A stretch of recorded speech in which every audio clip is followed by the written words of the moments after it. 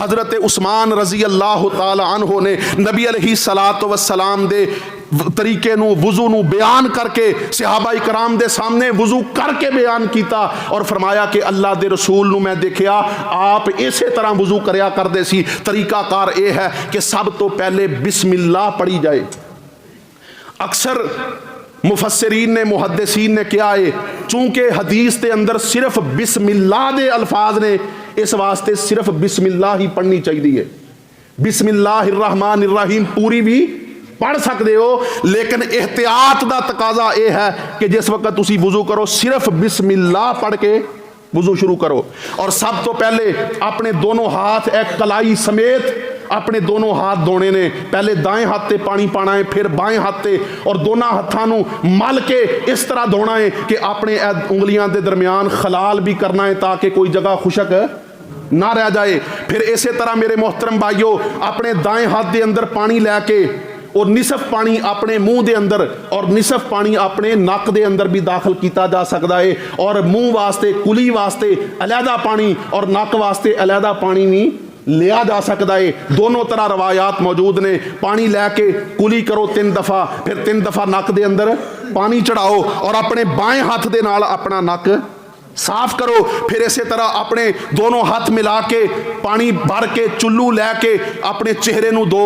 3 दफ़ा अपना चेहरा धोना है और चेहरा पेशानी दे बालों तो लैके ठोड़ी दे नीचे तक गले दी हड्डी तक ये तुहाडा चेहरा है। और अतराफ तो यह दोनों कान जो ने इन्हां दी जो नरम जगह है ये सारी क्या है चेहरे दे अंदर शामिल है। 3 दफ़ा अपने चेहरे नू धोना है। फिर अपने दोनों बाजू वो कोहनियां समेत मल के धोनियां ने ताकि कोई जगह खुशक ना रह जाए।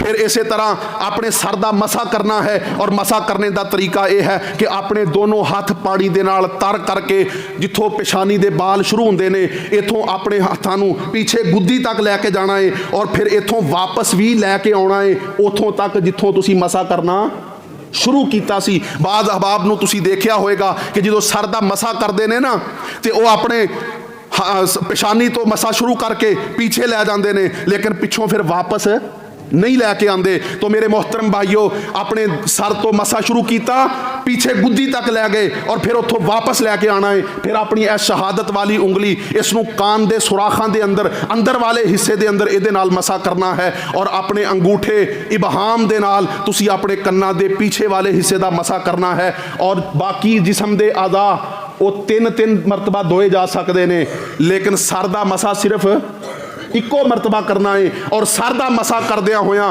बाज़ अहबाब ये गलती करते हैं कि अपने उल्टे हत्थों के नाल गर्दन का मसा करते हैं, जबकि किसी भी सही हदीस तो साबित नहीं है। सर दा जो मसा करना है अपने दोनों हाथों को तर करके अपनी पेशानी तो मसा करना शुरू करना, पीछे गुद्दी तक लैके फिर वापस लैके आना है अपनी शहादत वाली उंगली दे नाल कन्ना दे अंदर वाले हिस्से दा और अंगूठे दे नाल कन्ना दे बाहर वाले हिस्से दा मसा करना है। और फिर अपने दोनों पाँव धोने ने और पाँव धोने का भी तरीका यो ही है कि अपनी बाएं हाथ की छोटी उंगली दे नाल तुसी अपनी उंगलियां का खलाल करना है। और वुज़ू मुकम्मल कर लेने तो बाद फिर तुसी अपने दाएं हाथ के अंदर थोड़ा जिहा पानी लैके अपनी शर्मगाह ते छींटे मारने ने। ये रसूलुल्लाह सल्लल्लाहु अलैहि वसल्लम दा मसनून तरीका है। फिर आपने फरमाया कि वुज़ू करने तो बाद जिहड़ा बंदा पढ़दा है अशहदु अल्ला इलाहा इल्लल्लाहु वहदहु ला शरीका लहू व अशहदु अन्ना मुहम्मदन अब्दुहु व रसूलु, नबी अलैहिस्सलाम ने फरमाया उहदे वास्ते जन्नत दे 8 दरवाजे खोल दिते जांदे ने। यदखुलु मिन अय्यहा शाह, वो जिदे तो चाहे अल्लाह दी जन्नत दे अंदर दाखिल हो जाए। अल्लाह अमल दी तौफीक अता फरमाए।